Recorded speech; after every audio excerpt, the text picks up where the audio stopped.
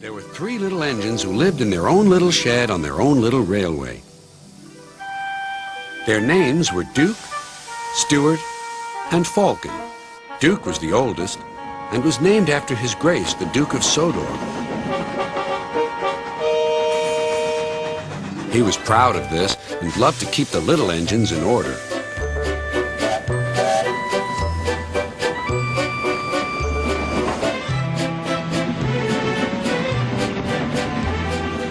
Whenever they did anything that Duke thought wrong, he would say, "That would never suit His Grace." Other engines came and went, but Duke outlasted them all.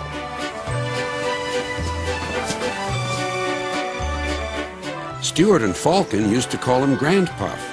They were fond of him, but they got very tired of hearing all about His Grace.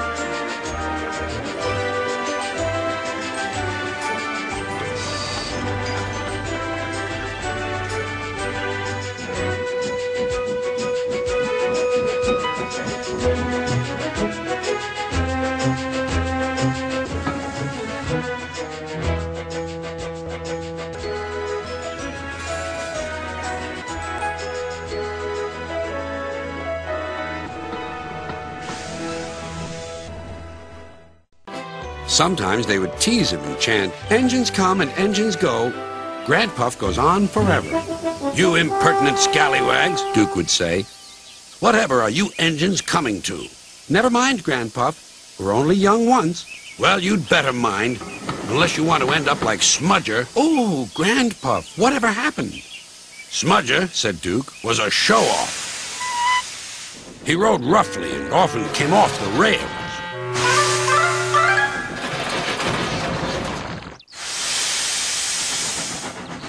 I warned him to be careful, but he took no notice." "Listen, Dookie," he snarled, "who worries about a few spills?" "We do here," I said, but Smudger just laughed.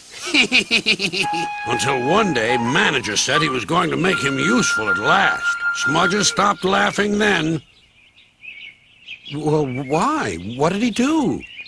"He turned him into a generator. He's still out there behind our shed. He'll never move again." After that, Stuart and Falcon became really useful engines, and all 3 were happy together for many years.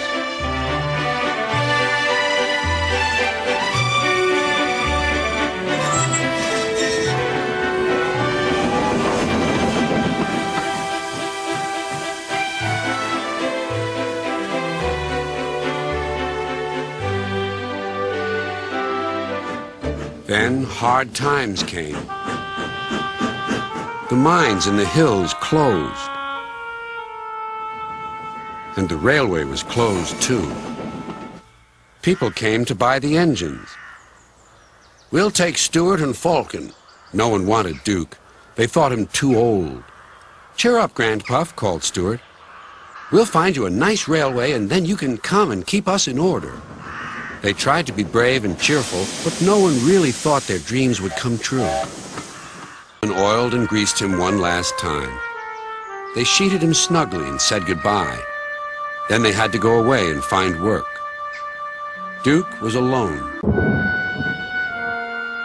Winter torrents washed soils from the hills.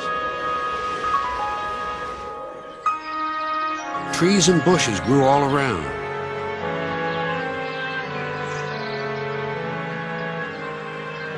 You wouldn't have known a shed was there, let alone a little engine asleep inside.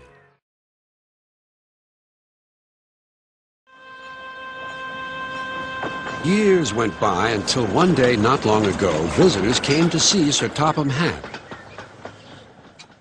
"We want to find Duke," they said, "and make him happy again." Maps lay everywhere. If we follow the old line shown here on the map, they said, we'll travel north of the village and then into the mountains. And look, there's a sign for the old station. If Duke's anywhere, he's there.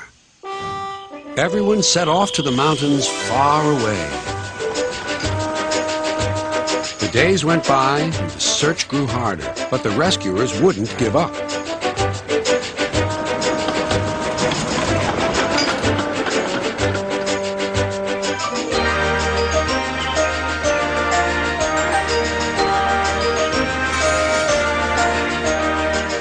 Let's go this way, they said.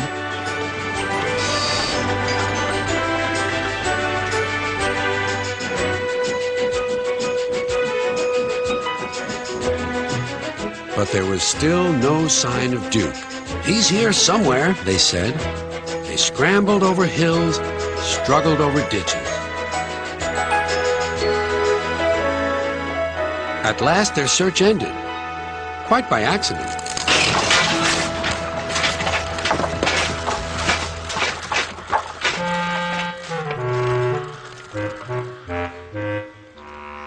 We've found him! We've found our Sleeping Beauty! Excuse me, inquired Duke. Are you a vandal? Driver told me vandals break and smash things. We've dropped in because we couldn't find your door. Falcon and Stewart will be pleased to see you. Then they all set off for Duke's new home.